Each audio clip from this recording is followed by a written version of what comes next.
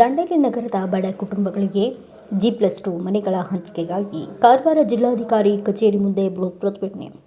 ಉತ್ತರ ಕನ್ನಡ ಜಿಲ್ಲೆಯ ದಾಂಡೇಲಿ ನಗರದ ಬಡವರು ಹಾಗೂ ಮಧ್ಯಮ ವರ್ಗದ ಕೂಲಿ ಕಾರ್ಮಿಕರ ಕುಟುಂಬಗಳಿಗೆ 2026ರಲ್ಲಿ ಸರ್ಕಾರವು 1136 ಮನೆಗಳನ್ನು ನಿರ್ಮಿಸಿಕೊಡಲು ಆದೇಶ ಪ್ರತಿ ಹೊರಡಿಸಿ ವಸತಿ ಇಲಾಖೆಯ ಕರ್ನಾಟಕ ಗೃಹ ಮಂಡಳಿ ವತಿಯಿಂದ ಸ್ಥಳೀಯ ದಾಂಡೇಲಿ ನಗರಸಭೆ ಸಹಯೋಗದಲ್ಲಿ G+2 ಮಾದರಿಯ ಮನೆಗಳನ್ನು ನಿರ್ಮಿಸಲು ಮುಂದಾಗಿ ಸದರಿ ಇಲ್ಲಿಯವರೆಗೂ ಒಂದು ದಶಕವಾದರೂ ಕೇವಲ 130 ಮನೆಗಳನ್ನು ಮಾತ್ರ ಹಸ್ತಾಂತರ ಮಾಡಿರುವುದು, ಬಾಕಿ ಅರ್ಜಿದಾರರು ದಿನೇ ದಿನೇ ಕಚೇರಿಗೆ ಅಲೆಯುತ್ತಿರುವುದನ್ನು ಖಂಡಿಸಿ ನಿನ್ನೆ ದಾಂಡೇಲಿ ಸಮಗ್ರ ಅಭಿವೃದ್ಧಿ ಹೋರಾಟ ಸಮಿತಿ ಹಾಗೂ ಹಿರಿಯ ಪತ್ರಕರ್ತರ ಸಹಯೋಗದಲ್ಲಿ ನಿನ್ನೆ ಕಾರವಾರ ಜಿಲ್ಲಾಧಿಕಾರಿಗಳ ಕಚೇರಿ ಆವರಣದಲ್ಲಿ ಹೋರಾಟ ಮಾಡಲಾಯಿತು.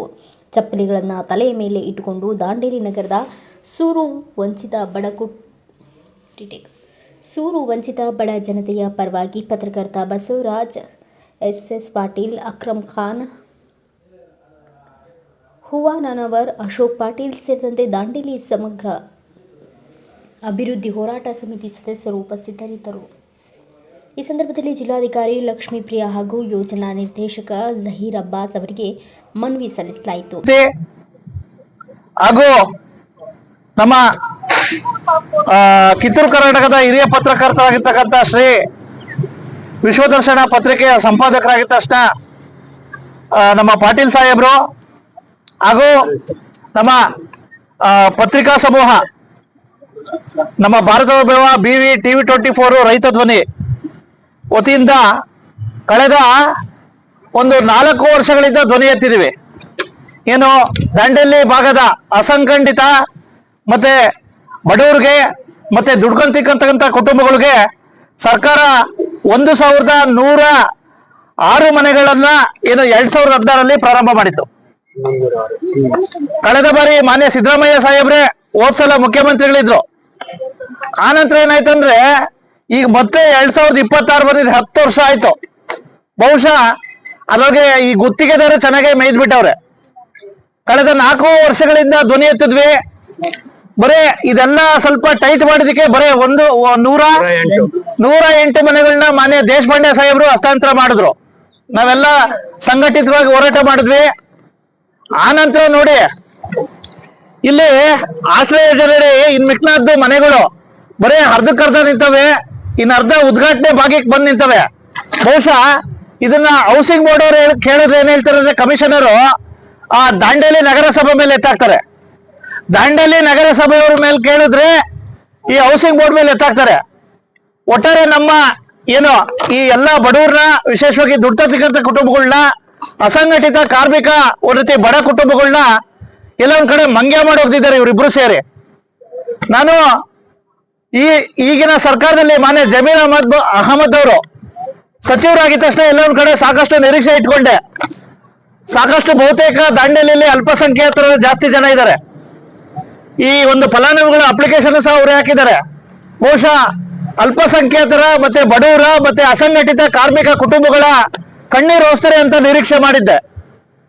ಜೊತೆಗೆ ಪ್ರತಿ ಸದನದಲ್ಲೂ ಸಹ ಏನು ಮಾನ್ಯ ಅರಸೀಕೆರೆ ಶಾಸಕರು ಶಿವಲಿಂಗೇಗೌಡರು ಅವರ ಆರ್ಭಟ, ಅವರ ಒಂದ್ ರೀತಿ ಶೂರಾಟ ಎಲ್ಲ ನೋಡಿ ಎಲ್ಲ ಒಂದ್ ಕಡೆ ಅವರು ಶೂರಾಟ ಆರ್ಭಟನ ಈ ಬಡವ್ರ ಮೇಲೂ ತೋರಿಸಿ ಎಲ್ಲ ಒಂದ್ ಕಡೆ ಬಡವರ ಕಣ್ಣೀರು ಒರೆಸ್ತಾರೆ ಅನ್ಕೊಂಡಿದ್ದೆ ಮಾನ್ಯ ಶಿವಲಿಂಗೇಗೌಡರು ಸಾಹೇಬ್ರಿಗೆ. ಅವೇನಿಲ್ಲ, ಬರೀ ಸದನದಲ್ಲಿ ಬರೀ ಮೈಕ್ ಮಾತ್ರ ಸೀಮಿತ ಆಗಿದೆ ಅವ್ರದ್ದು. ನಾನು ಕಳೆದ ಅಧಿವೇಶನದಲ್ಲಿ ನಮ್ಮ ಅಕ್ರಮ್ ಖಾನ್ ಸಾಹೇಬ್ರು, ಈ ದಾಂಡೇಲಿ ಸಮಗ್ರ ಅಭಿವೃದ್ಧಿ ಹೋರಾಟ ಸಮಿತಿ ಅಧ್ಯಕ್ಷರು, ಮತ್ತೆ ಅಶೋಕ್ ಪಾಟೀಲ್ ಅಣ್ಣವರು, ಇವರೆಲ್ಲ ನೇತೃತ್ವದಲ್ಲಿ ನಾವು ಅಲ್ಲಿಗೆ ಅಧಿವೇಶನದಲ್ಲಿ ಇದ್ರ ಪರವಾಗಿ ಧ್ವನಿ ಎತ್ತಿದ್ವಿ. ಯಾಕಪ್ಪ ಅಂದ್ರೆ ಹೋರಾಟಗಳು ಜೀವಂತವಾಗಿರ್ಬೇಕು. ಇದಾಗಿಯೂ ಸಹ ಬಹುಶಃ ಎಷ್ಟು ದಪ್ಪ ಚರ್ಮ ಆಗಿದೆ ಅಂದ್ರೆ ಅಧಿಕಾರಿಗಳಿಗೆ, ಜನಪ್ರತಿನಿಧಿಗಳಿಗೆ ಸಾಕಷ್ಟು ಬೇಜಾರಾಗಿದೆ. ಈಗ ಆಗ್ಬಿಟ್ರೆ ಬರೇ ಜನಪ್ರತಿನಿಧಿಗಳಿಗೆ ಮತ್ತೆ ಈಗಿರ್ತಕ್ಕಂಥ ಸರ್ಕಾರಕ್ಕೆ ನಿಮ್ಗೆ ಬರೇ ಈ ಒಂದು ಅಸಂಘಟಿತ ಕಾರ್ಮಿಕರ ಕುಟುಂಬಗಳ ಮತ್ತೆ ವಿಶೇಷವಾಗಿ ಬಡವರ ಮತ್ತೆ ಅಲ್ಪಸಂಖ್ಯಾತರ ಓಟ್ ಮಾತ್ರ ಬೇಕಾ ನಿಮ್ಗೆ? ಅವರು ದುಡ್ಡು ತುಂಬಿ ಕಷ್ಟ ಪಟ್ಬಿಟ್ಟು ಸಾಲ ಸೋಲ ಮಾಡ್ಬಿಟ್ಟು ನಿಮ್ಗೆ ದುಡ್ಡು ತುಂಬಿದ್ದಾರೆ. ಇಲ್ಲಿವರೆಗೂ ಸಹ ಮನೆ ಹಂಚಿಕೆ ಮಾಡಿಲ್ಲ. ಹೆಂಗ್ರಿ ಮಾನ್ಯ ಸಿದ್ದರಾಮಯ್ಯ ಸಾಹೇಬ್ರೆ, ಮನೆ ಇಲ್ಲಿರ್ತಕ್ಕಂಥ ಮಂಕಾಳ ವೈದ್ಯ ಅವರೇ, ಮತ್ತೆ ನಮ್ಮ ಕ್ಷೇತ್ರದ ವಿಶೇಷವಾಗಿ ಹಳಿಯಾಳ ಕ್ಷೇತ್ರದ ಶಾಸಕರಾಗಿರ್ತಕ್ಕಂಥ ಮನೆ ಗೌರವಿತ ಆರ್ ವಿ ದೇಶಪಾಂಡೆ ಸಾಹೇಬ್ರೆ, ನೀವು ಎದುರುಗಡೆ ಸಿಕ್ಕಾಗೆಲ್ಲ ನಾವು ಮಾಡ್ತೀನಿ ಅಂತ ಹೇಳ್ತೀರಾ. ಬಹುಶಃ ನಿಮ್ಮ ಮೇಲೆ ಯಾರು ಪ್ರಭಾವ ಉಪಯೋಗಿಸ್ತಾರೋ ಗೊತ್ತಿಲ್ಲ. ಹಾಗಾಗಿ ಮತ್ತೆ 2028ಕ್ಕೆ ಕುಸ್ತಿ ಬರ್ತಾ ಇದೆ. ಬಹುಶಃ ಇವರೆಲ್ಲ ವಿಶೇಷವಾಗಿ ಹಳಿಯಾಳ ವಿಧಾನಸಭಾ ಕ್ಷೇತ್ರದಲ್ಲಿರ್ತಕ್ಕಂಥ ಎಲ್ಲ ಅಸಂಘಟಿತ ಕುಟುಂಬಗಳು ಮತ್ತೆ ಅಲ್ಪಸಂಖ್ಯಾತ ಕುಟುಂಬಗಳು ಮತ್ತೆ ಬಡವ ಕುಟುಂಬಗಳು ಬಹುಶಃ ನಿಮ್ ಪರವಾಗಿ ನಿಲ್ಬೇಕಂದ್ರೆ ಆದಷ್ಟು ಈ 1106 ಮನೆಗಳನ್ನ ಆದಷ್ಟು ಬೇಗ ಅವನ್ನ ಮಾಡ್ಕೊಡಿ. ಜೊತೆಗೆ 22,000 ನಿವೇಶನಕ್ಕಾಗಿ ಅರ್ಜಿ ತಗೊಂಡಿದ್ದೀರಾ, ಆಯ್ತಾ? ಉತ್ತರ ಕನ್ನಡ ಜಿಲ್ಲೆಯಲ್ಲಿ ಅಲ್ಲಿ ಏನಾಗೈತೋ ಅದು ಗೊತ್ತಿಲ್ಲ. ಮತ್ತೆ ದಾಂಡೇಲಿಯಲ್ಲಿ ದೊಡ್ಡ ಭೂ ಹಗರಣ ಇದೆಯಂತೆ. ಮತ್ತೆ ಈ ತಾಲೂಕುಗಳು ಘೋಷಣೆ ಮಾಡ್ಬಿಟ್ರಿ ವಿಶೇಷವಾಗಿ ನಿಮ್ಮ ಕ್ರೆಡಿಟ್ಗೋಸ್ಕರ. ಆದ್ರೆ ಅಲ್ಲಿ ಸರಿಯಾಗಿ ಪ್ರತಿ ತಾಲೂಕುಗಳಿಗೂ ಸಹ ಇಲ್ಲಿ ಎಲ್ಲೇ ಆಗಿದೆ. ನೀವು ಏನು ಆ ತಾಲೂಕು ಕೇಂದ್ರಗಳು ಬರೇ ತಹಶೀಲ್ದಾರ್ ಆಫೀಸ್ ಒಂದು ಮಾಡ್ಬಿಟ್ರೆ ಆಗ್ಬೋತಾ? ಜನಪ್ರತಿನಿಧಿಗಳೇ, ನೀವು ಬರೇ IPL ಟಿಕೆಟ್ ಕೇಳ್ತೀರಾ ನೀವು, ಆಯ್ತಾ? ನನ್ನ ಕುಟುಂಬಕ್ಕೆ 5 ಟಿಕೆಟ್ ಕೊಡಿ ಅಂತ ಎಂದಾರು ಬಡವರ ಪರವಾಗಿ ನಿಮ್ಮ ಕ್ಷೇತ್ರದ ಜನತೆ ಪರವಾಗಿ ಈ ಒಂದು ತಾಲೂಕುಗಳ ಬಗ್ಗೆ ಜನತೆ ಕಣ್ಣೀರಿಸ್ತಕ್ಕಂಥ ಕೆಲಸ ಮಾಡಿದೀರಾ? ನಾನು ಎಲ್ಲ MLAಗಳಿಗೂ ಕೇಳಕ್ ಬಯಸ್ತೀನಿ, ಏನ್ರಿ ನಮ್ಮ ದುರ್ದೈವ, ಇಂಥ ಬಡವರು ಏನ್ ಮಾಡ್ಬೇಕು? ದಯವಿಟ್ಟು ಜನಪ್ರತಿನಿಧಿಗಳೇ, ಅಧಿಕಾರಿಗಳೇ, ನಮ್ಮ ಕಣ್ಣೀರು ಒರೆಸೋರು ಯಾರು? ಇವತ್ತು ನಮ್ಗೆ ಸಾಕಾಗಿ ಒಂದು 100 ಸಲ ನಾವು ಓಡಾಡಿ ಸಾಕಾಗಿದೆ, ಚಪ್ಪಲಿಗಳು ಸೌದೋಗಿದ್ದಾವೆ. ಹಾಗಾಗಿ ಈ ಪಾದರಕ್ಷೆನ ತಲೆ ಮೇಲೆ ಇಟ್ಕೊಂಡು ವಿನೂತನ ಪ್ರತಿಭಟನೆ ಮಾಡ್ತಾ ಇದ್ದೀವಿ. ದುರ್ದೈವ. ಜೊತೆಗೆ ದಾಂಡೇಲಿಯಲ್ಲಿ ಬಹುತೇಕ ಅಸಂಘಟಿತ ಕಾರ್ಮಿಕರಿದ್ದಾರೆ.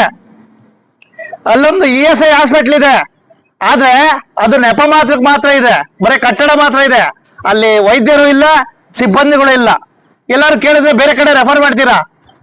ಏನ್ರಿ ಈ ರೀತಿ ಆಗ್ಬಿಟ್ರೆ? ದಯವಿಟ್ಟು ಈ ರೀತಿ ಆಗೋದಾದ್ರೆ ಯಾಕ್ರಿ ಬೇಕು ESI ಹಾಸ್ಪಿಟ್ಲು? ಆಯ್ತಾ? ಇಲ್ಲಿರ್ತಕ್ಕಂಥ ಮಾನ್ಯ ಸಂಸದರು ಕಾಗೇರಿ ಸಾಹೇಬ್ರೆ, ಏನ್ ಮಾಡ್ತಾ ಇದ್ದೀರಾ ನೀವು? ದಂಡಲ್ಲಿ ಭಾಗದ ಜನತೆಯ ವಿಶೇಷವಾಗಿ ನಿಮ್ಗೆ ಎಷ್ಟು ವೋಟ್ ಲೀಡ್ ಕೊಟ್ಟರು ಗೊತ್ತಾ? ನಿಮ್ಗೆ ಏನೋ ಕಣ್ಣೀರು ಒರೆಸ್ತಾರೆ ಅಂತ ಹೇಳ್ಬಿಟ್ಟು. ಆದ್ರೆ ಇಲ್ಲಿವರೆಗೂ ಈ ESI ಅಂತಕ್ಕಂಥದ್ದು ಕೇಂದ್ರ ಸರ್ಕಾರದ ವ್ಯಾಪ್ತಿಗೆ ಬರುತ್ತೆ. ಏನ್ ಮಾಡಿದ್ರಿ ಸ್ವಾಮಿ ಕಾಗೇರಿ ಸಾಹೇಬ್ರೆ? ಬರೇ ಸಮುದ್ರ ಕಂಡ್ರೆ ಮೀನ್ ಚಂದ ಉಂಟು ಅಂತ ಹೇಳ್ತೀರಾ, ಮತ್ತೆ ಯಾವಾಗಾರು ಒಂದ್ ಕಡೆ ಬಂದ್ಬಿಟ್ಟು ದೊಡ್ಡದಾಗಿ ಭಾಷಣ ಮಾಡಿ ಹೊರಟೋಗ್ತೀರಾ. ಆದ್ರೆ ಇಲ್ಲಿವರೆಗೂ ಸಹ ಜನಪರವಾಗಿ ಮತ್ತೆ ಈ ಬಡ ಕುಟುಂಬಗಳ ಪರವಾಗಿ ಧ್ವನಿ ಎತ್ತಿದ್ದೀರಾ. ದಯವಿಟ್ಟು ಈ ಧೋರಣೆ ಹೋಗ್ಬೇಕು ಅಂತ ಹೇಳ್ಬಿಟ್ಟು ನಾನು ಸಹ ಒಬ್ಬ ಪತ್ರಕರ್ತಾಗಿ ಇವರಲ್ಲಿರ್ತಕ್ಕಂಥ ಎಲ್ಲ ಹೋರಾಟಗಳಿಗೆ ನಾನು ಬೆಂಬಲ ಕೊಡ್ತಾ ಆದಷ್ಟು ಬೇಗ ಇದನ್ನ ಸಮಸ್ಯೆಗಳನ್ನ ಬಗೆಹರಿಸಂತ ಗಮನಿಸಬೇಕು. ಇಷ್ಟೆಲ್ಲ ಪ್ರತಿಭಟನೆ ಮಾಡ್ತಾ ಇದ್ದೀವಿ. ದಯವಿಟ್ಟು ಆ PDPC ಅಧಿಕಾರಿಗಳು ಇಂಥವ್ರಿಗೂ ಬಂದಿಲ್ಲ. ಆ ಯೋಜನಾ ಅಭಿವೃದ್ಧಿ ಅಧಿಕಾರಿಗಳು ಮತ್ತೆ ಇಂಜಿನಿಯರ್ಗಳು ಸಾಕಷ್ಟು ಸಮಸ್ಯೆಗಳಿದ್ದಾವೆ. ಬರ್ಬೇಕು, ಈ ಸ್ಥಳಕ್ಕೆ ಬರ್ಬೇಕು, ಚರ್ಚೆ ಮಾಡ್ಬೇಕು. ಇಲ್ಲಿವರೆಗೂ ಸಹ ಬಂದಿಲ್ಲ ಅಂದ್ರೆ ಯಾಕ್ರಿ ನೀವು ಇದ್ದೀರಾ? ಬರೀ ಹೊರಗಡೆ.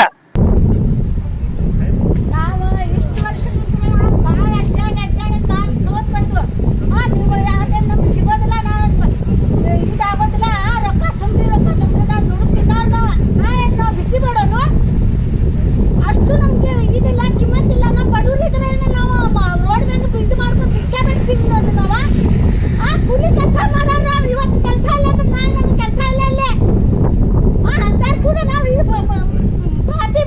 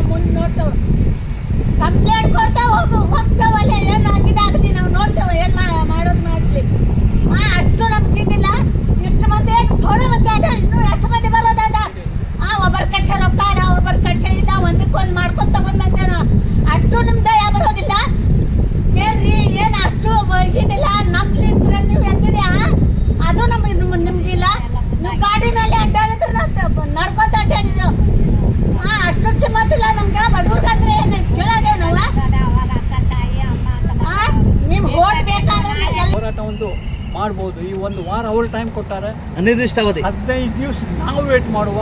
ಆ 15 ದಿವಸದಲ್ಲಿ ಇವರು ಎಷ್ಟು ಮೀಟಿಂಗ್ ಮಾಡ್ತಾರೆ, ಏನು ಡಿಸಿಷನ್ ಮಾಡ್ತಾರೆ ನೋಡಿ ಮುಂದಿನ ನಾವು ಕ್ರಮವನ್ನು ತೆಗೆದುಕೊಳ್ಳೋಣ ಅಂಥೇಳಿ ಹೇಳಿ, ನೀವೆಲ್ಲ ಇದಕ್ಕೆ ಒಪ್ಪಿಗೆ ಇದ್ದರೆ ಒಪ್ಪಿಗೆ ಮಾಡೋಣ, ಇಲ್ಲ ಇವತ್ತೇ ಕಂಟಿನ್ಯೂ ಮಾಡಬೇಕಾದ್ರೆ ಅದು ಹೇಳ್ಬೋದು. ತಾತ್ಕಾಲಿಕವಾಗಿ ಸ್ಥಗಿತಗೊಳಿಸಲಾಗಿದೆ. ನಾವು ಟೈಮ್ ಕೊಟ್ಟಿದ್ದು ಅಷ್ಟೇ, ಒಂದೇ ದಿವಸ ಟೈಮ್ ಕೊಟ್ಟಿದ್ದು. ಯಾವಾಗ ಟೈಮ್ ಅಷ್ಟೇ ಕೊಟ್ಟೇವೆ ನಾವು. ಈಗ ಟೈಮ್ ತಗೊಂಡವ್ರೆ. ಇವತ್ತ ನಮ್ಮಲ್ಲಿ ಏನು ನಡೀತಾ ಇದೆ, ಇಲ್ಲಿಯವರೆಗೂ ನಮ್ಮ ಮಿತ್ರರಾದಂತ ಪಾಟೀಲ್ರು ಮತ್ತು ಬಸವರಾಜ್ ಅವರು ವಿವರಣೆಯನ್ನ ಎಲ್ಲ ಕೊಟ್ಟಿದ್ದಾರೆ. ಈ ಒಂದು ಏನು ನಮ್ಮ ಬೇಡಿಕೆ ಇದೆ, ದಾಂಡೇಲಿ ತಾಲೂಕಿದೆ, ಆಗಿನೂ ಕೂಡ ದಾಂಡೇಲಿ ತಾಲೂಕಿನಲ್ಲಿ ಬರಬೇಕಾದಂತ ಇಲಾಖೆಗಳು ಬಂದಿಲ್ಲ ಮತ್ತು G+ ಬಗ್ಗೆ ಈಗಾಗಲೇ ಹೇಳಿದ್ದಾರೆ. ಅದೇ ವಿಷಯ ನಾ ಹೇಳುವುದಿಲ್ಲ.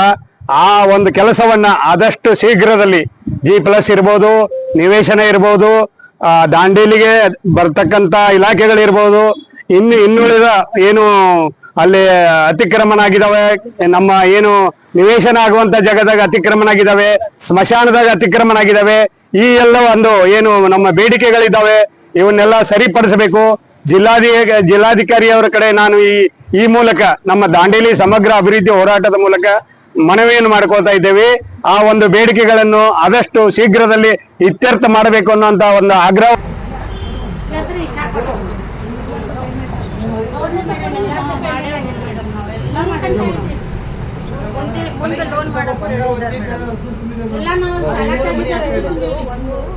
ಪೇಮೆಂಟ್ ಆಗಿರೋ ಅಮೌಂಟ್ ಸ್ವಲ್ಪ ನಮ್ಮಲ್ಲಿ ಕಾಂಟ್ರಾಕ್ಟ್ ಕೊಡೋದಕ್ಕೆ ಇದೆ.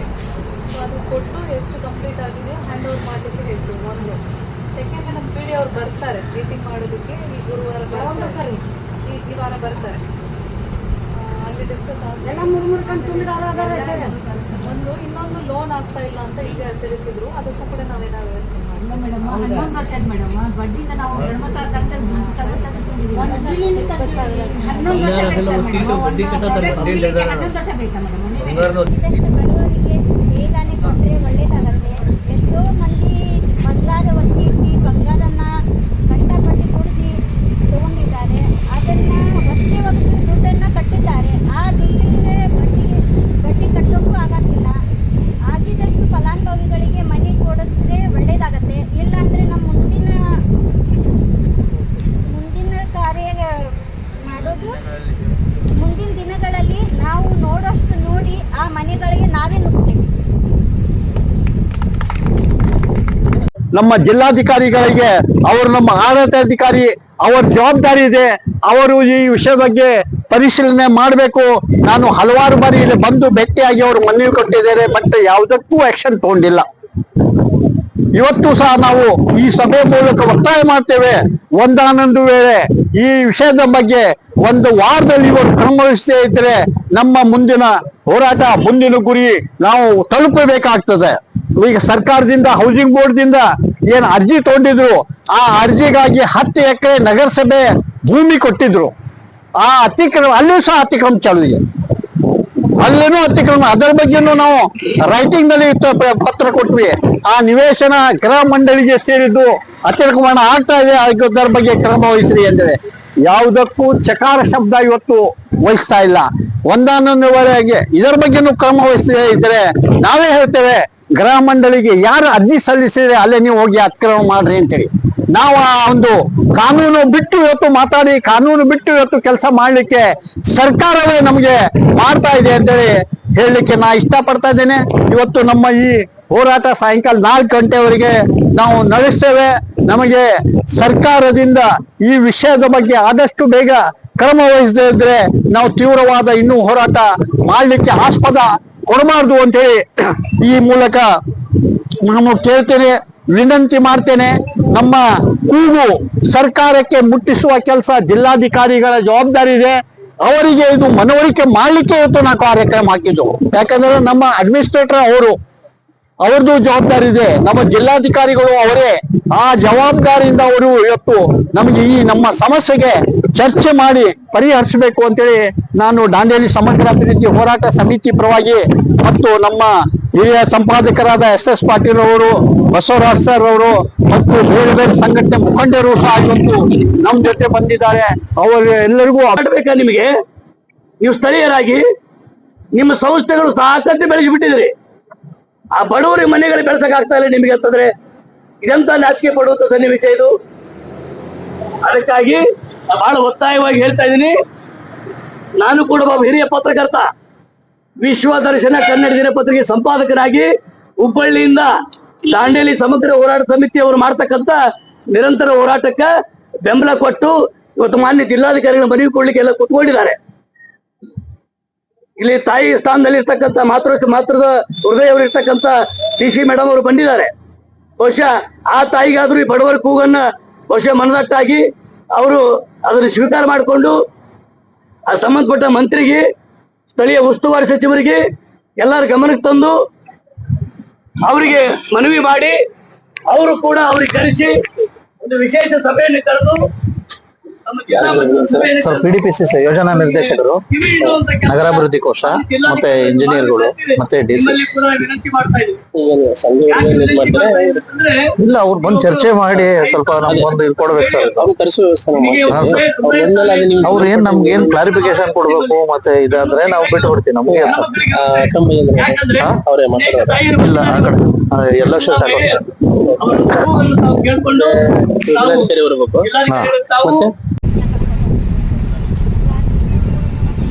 ಇವತ್ತಿನ ದಿವಸ ನಮ್ಮ ಹಿರಿಯ ಪತ್ರಕರ್ತರಾದಂಥ ಡಾಕ್ಟರ್ SS ಪಾಟೀಲ್ ಸರ್, ವಿಶ್ವ ದರ್ಶನ ಪತ್ರಿಕೆಯ ಸಂಪಾದಕರು ಹಾಗೂ ಇನ್ನೋರ್ವ ಪತ್ರಕರ್ತರು ಹಿರಿಯರು ಬಸವರಾಜ್ ಸರ್ ಅವರು ಇವತ್ತು ನಮ್ಮ ಜೊತೆ ಇದ್ದಾರೆ. ಇವತ್ತು ದಾಂಡೇಲಿ ಸಮಗ್ರ ಅಭಿವೃದ್ಧಿ ಹೋರಾಟ ಸಮಿತಿ ಏನು ಈ ಹೋರಾಟವನ್ನು ಹಾಕ್ಕೊಂಡೈತಿ, ಇವತ್ತಿನ ದಿವಸ ಅಗದಿ ಬಡವರು, ನಿರ್ಗತಿಕರು, ಮನಿ ಇಲ್ಲದೆ ಸಾಕಷ್ಟು ಸಲ ಅಡ್ಡಾಡಿ ತಮ್ಮ ಪಾದರಕ್ಷೆಗಳನ್ನು ಹರಿದುಕೊಂಡು ಇವತ್ತು ತಲೆ ಮೇಲೆ ಪಾದರಕ್ಷೆಯನ್ನು ಇಟ್ಟುಕೊಂಡು ವಿನೂತನವಾಗಿ ಹೋರಾಟವನ್ನು ಮಾಡಿದ್ದಾರೆ. ಅದಕ್ಕೆ ಇವತ್ತಿನ ದಿವಸ ನಾವು ಪತ್ರಕರ್ತರಾಗಿ ಧಾರವಾಡ ಜಿಲ್ಲಾ ಕರ್ನಾಟಕ ಕಾರ್ಯನಿರತ ಪತ್ರಕರ್ತರ ಧ್ವನಿ ಸಂಘಟನೆಯ ಜಿಲ್ಲಾಧ್ಯಕ್ಷರಾಗಿ ನನ್ನ ಪರವಾಗಿ ಹಾಗೂ ನಮ್ಮ ಇಡೀ ಪತ್ರಕರ್ತರ ಸಂಘಟನೆ ವತಿಯಿಂದ ನಾವು ಈ ದಾಂಡೇಲಿ ಸಮಗ್ರ ಅಭಿವೃದ್ಧಿ ಹೋರಾಟ ಸಮಿತಿಗೆ ನಾವು ಬೆಂಬಲವನ್ನು ನೀಡ್ತೇವೆ. ಇದಕ್ಕೆ ಸಂಬಂಧಪಟ್ಟಂಥ ಅಧಿಕಾರಿಗಳಿರ್ಬೋದು, ರಾಜಕಾರಣಿಗಳಿರ್ಬೋದು, ಆದಷ್ಟು ಬೇಗ ನ್ಯಾಯವನ್ನು ಕೊಡಿಸುವಂಥ ಕೆಲಸ ಮಾಡಬೇಕು. ಯಾಕಂತಂದರೆ ಮುಂದಿನ ದಿನಮಾನಗಳಲ್ಲಿ ಉಗ್ರವಾದ ಹೋರಾಟವನ್ನು ಹಮ್ಮಿಕೊಳ್ಳಲಿಕ್ಕೆ ಅನುವು ಮಾಡಿಕೊಡಬಾರದು. ಹಾಗಾಗಿ ಇವತ್ತಿನ ದಿವಸ ಈ ಜಿಲ್ಲೆಗೆ ಒಂದು ಕೆಟ್ಟ ಹೆಸರು ಬರ್ತಾ ಇದೆ. ಇಡೀ ಕರ್ನಾಟಕದಲ್ಲಿ ಒಂದು ಹಗರಣಗಳ ತಾಲೂಕು ಅಂದರೆ ಅದು ದಾಂಡೇಲಿ ತಾಲೂಕಾಗಿದೆ. ಅಲ್ಲಿ ಸುಮಾರು 9 ಬಾರಿ ಅರವಿಂದ್ ದೇಶಪಾಂಡೆ ಅವರಿಗೆ ನಾವು ಹರಿಸಿದ್ದೇವೆ. ಈಗ ಉಸ್ತುವಾರಿ ಮಂತ್ರಿ ಮಂಗಳೂರಿದ್ದಾರೆ. ಇವರಿಗೆಲ್ಲ ಒಂದು ಋಣ ತೀರಿಸುವಂಥ ಸಮಯ ಬಂದಿದೆ. ದಾಂಡೇಲಿಯಲ್ಲಿ ಜನರು ಓಟ್ ಹಾಕಿ ಗೆಲ್ಲಿಸಿದ್ದಾರೆ. ಅವರು ಇವತ್ತಿಗೆ ನೋಡಿದ್ರೆ ಚೀಫ್ ಗೆಸ್ಟಲ್ಲಿ ಸ್ವತಃ 50,000 ಲಕ್ಷಗಟ್ಟಲೆ ತಮ್ಮ ಬಂಗಾರಗಳನ್ನೆಲ್ಲ ಒತ್ತೆ ಇಟ್ಟು ಸಾಲ ಸೊಂಟ ಮಾಡಿ ಒಂದು ಚೀಫ್ ಗೆಸ್ಟಿಗೆ ಮನೆ ಸಿಕ್ಕಲಿಕ್ಕೆ ಕಾಯ್ತಾ ಇದ್ದಾರೆ. ಆದರೆ ಬಂಧುಗಳೇ, ನಿಮಗೆ ಒಂದು ಮಾಹಿತಿ ತರ್ತಾ ಇದ್ದೇನೆ. ದಾಂಡೇಲಿಯಲ್ಲಿ 31 ವಾರ್ಡ್ಗಳಲ್ಲಿ ಸುಮಾರು 5 ಗುಂಟೆಯ ಒಂದೊಂದು ಕಟ್ಟಡಗಳು 2 ವರ್ಷದಲ್ಲಿ ಆಗಿ ಅವರವರಿಗೆ ಹಸ್ತಾಂತರ ಆಗಿದೆ. ಆ ಭೂಮಿಗಳಿಗೆ ಯಾವುದೇ ರೀತಿಯ ಸರ್ಕಾರದ ಒಪ್ಪಿಗೆ ಇಲ್ಲ, ಟೌನ್ ಪ್ಲಾನಿಂಗ್ ಅಪ್ರೂವಲ್ ಇಲ್ಲ, ಟ್ಯಾಕ್ಸ್ ಇಲ್ಲ, ಏನಿಲ್ಲ. ಸುಮಾರು ಒಂದು 70-80 ಕೋಟಿ ರೂಪಾಯಿ ಅಲ್ಲಿ ಇದ್ದಂಥ ಒಂದು ಸಂಸ್ಥೆ ಹಂಚಿದ್ರು. ಕೇವಲ 2 ವರ್ಷದಲ್ಲಿ ಅಲ್ಲಿ ಭೂಮಿಗೆ ದಾಖಲೆ ವಿಷಯ ಇದ್ದಾಗಲೂ ಆ ಕಟ್ಟಡಗಳು ಇವತ್ತು ಹಸ್ತಾಂತರ ಆಗಿ ಅದು ಆ ಫಲಾನುಭವಿಗಳು ಅನುಭವಿಸ್ತಾ ಇದ್ದಾರೆ. ನನ್ನ ಮಟ್ಟಿಗೆ ಕರ್ನಾಟಕ ಅಲ್ಲ, ಇಡೀ ಭಾರತದಲ್ಲೇ ಎಂಥ ಒಂದು ಹಗರಣ ಕಾಣಲಿಕ್ಕಿಲ್ಲ. ಬಂಧುಗಳೇ, ಇದು ಬಿಟ್ಟು ಸುಮಾರು 200 ಕೋಟಿಯ ಸ್ಲಮ್ ಬೋರ್ಡಿನ ಹಗರಣ ಇದೆ. 99 ಲೀಸ್ 2001ರಲ್ಲಿ ಸರ್ಕಾರದಿಂದ ಒಂದು ಆದೇಶ ಆಗಿದೆ, ಗೆಜೆಟ್ ಆಗಿದೆ. ಏನಂತ ಹೇಳಿದ್ರೆ 30,000ಗೆ ಖಂಡಿತ ಕ್ರಯ ಆಗಬೇಕಂತ ಹೇಳಿ ಒಂದು ಆದೇಶ ಆಗಿದೆ. ಅದನ್ನು ಒಬ್ಬ ದಾಂಡೇಲಿಯ RI ಸಿದ್ದರಾಮಯ್ಯ ಸರ್ಕಾರದ ಒಂದು ಕ್ಯಾಬಿನೆಟ್ ಲೆವೆಲ್ ಆದಂಥ ಒಂದು ನಿರ್ಣಯವನ್ನು ದಾಂಡೇಲಿ ಒಬ್ಬ RI ನಿಲ್ಲಿಸಿದ್ದಾನೆ. ಇದು ನಗುವಂಥ ವಿಷಯ ಆಗಿದೆ. ಕೂಡಲೇ ಜಿಲ್ಲಾಧಿಕಾರಿಗಳು ಪ್ರತಿಭಟನೆ ಮಾಡ್ತಾ ಇರ್ತಕ್ಕಂಥ ದಾಂಡೇಲಿ ಸಮಗ್ರ ಅಭಿವೃದ್ಧಿ ಹೋರಾಟ ಸಮಿತಿ ಈ ಒಂದು ಮನೆಗಳಿಗಾಗಿ ಹೋರಾಟ ಮಾಡ್ತಾ ಇರ್ತಕ್ಕಂಥ ಸ್ಥಳಕ್ಕೆ ಯೋಜನಾ ನಿರ್ದೇಶಕರಾದ ಜೈರ್ ಅಬ್ಬಾಸ್ ಅವರು ಬಂದು ಭೇಟಿ ಕೊಟ್ಟಿದ್ದಾರೆ. ಇವರು ಈ ಸಮಸ್ಯೆಗಳ ಬಗ್ಗೆ ಏನ್ ಹೇಳ್ತಾರೆ ಸರ್ ಹೇಳಿ. ವಿಶೇಷವಾಗಿ ತಾವು ಬಂದು ಸಾಕಷ್ಟು ನಿರೀಕ್ಷೆ ಇಟ್ಕೊಂಡಿದ್ರು, ಸಾಕಷ್ಟು ಹೋರಾಟಗಳು ನಡೀತಾವೆ. ಯಾಕೆ ಸರ್ ಬರೀ ದಾಂಡೇಲಿಗೆ ಮಾತ್ರ ಮೌನ ವಹಿಸಿ ಯಾಕೆ ತಾರತಮ್ಯ ಮಾಡ್ತಾ ಇದ್ದಾರೆ? ಯಾವ್ದು ತಾರತಮ್ಯ ಮಾಡ್ತಾ ಇಲ್ಲ ಸರ್. ಇಲ್ಲಿ ಏನಾಗಿದೆ ಅಂತ ಹೇಳಿದ್ರೆ 1100 ಮನೆಗಳಿದ್ದಿತ್ತು. ಅದೇನಾಗಿದೆ ಅಂತ ಹೇಳಿದ್ರೆ 2016-17 ಸಾಲಿನಲ್ಲಿ ಸ್ಟಾರ್ಟ್ ಆಗಿ ಪ್ರಾರಂಭವಾಗಿರೋದು. ಕೊರೋನಾದಲ್ಲಿ ಬರಂತ ಇದರಿಂದ ಸ್ವಲ್ಪ ಕಾರಣಾಂತರ ನಿಂತೋಗ್ಬಿಟ್ಟು ನಾವು 117 ಬೆನಿಫಿಷಿಯರ್ಸ್ಗೆ ಮನೆಗಳು ಕೊಟ್ಟಿದ್ದೀವಿ. ಇನ್ನು 75 ಮನೆಗಳು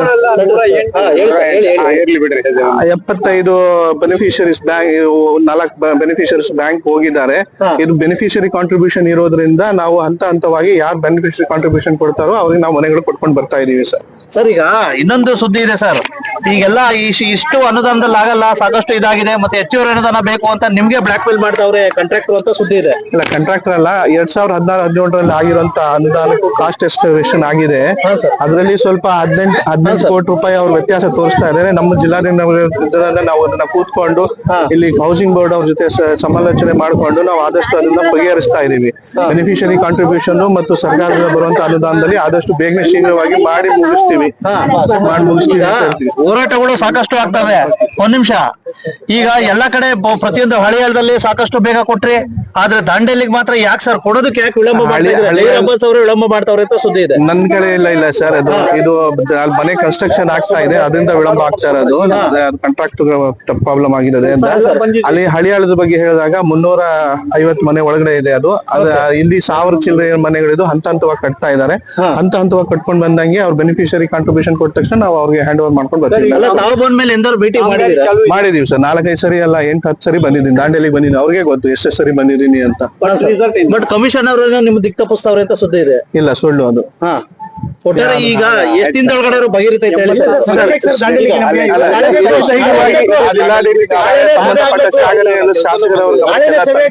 ಸರ್? ಮೀಟಿಂಗ್ ಕರೆದು ನಾವು ಇದನ್ನ ಬಗೆಹರಿಸ್ತೀವಿ ಸರ್. ನೆಕ್ಸ್ಟ್ ವಾರದಲ್ಲಿ ನಾನು ಬರ್ತೀನಿ ಆ ಕಡೆ. ಈ ಸಂದರ್ಭದಲ್ಲಿ ಜಹೀರ್ ಅಬ್ಬಾಸ್ ಅವರು ನಮ್ಮ ನ್ಯೂಸ್ ಸಮೂಹದ ರಾಜ್ಯ ಉಪಸಂಪಾದಕ ಬಸವರಾಜ್ ಅವರೊಂದಿಗೆ ಮಾತನಾಡಿ ಈ ಸಮಸ್ಯೆಯ ಬಗ್ಗೆ ಮಾಹಿತಿ ನೀಡಿದರು. ಒಟ್ಟಾರೆ ದಾಂಡೇಲಿ ನಗರದ ಸೂರು ವಂಚಿತ ಬಡವರಿಗೆ ಅಧಿಕಾರಿಗಳು ಹಾಗೂ ಜನಪ್ರತಿನಿಧಿಗಳು ಇನ್ನಾದರೂ ಮನೆಗಳನ್ನು ಹಂಚಿಕೆ ಮಾಡುವವರೇ ಎಂಬುದು ಲಕ್ಷ್ಯ ಪ್ರಶ್ನೆಯಾಗಿದೆ. ಬ್ಯೂರೋ ರಿಪೋರ್ಟ್ ಬಸವರಾಜು, ಭಾರತ ವೈಭವ news, Karwar. Thanks for watching. Read, discuss and debate with editor Dr. Yan Prashant Rao. Wanted reporters in print, digital and visual media for Bharat Vaibhav Daily Newspaper, BV News 5 Channel and BV Fast Web News from all the talukas of Karnataka, Goa and Maharashtra. If interested, send your resume to 9019229369.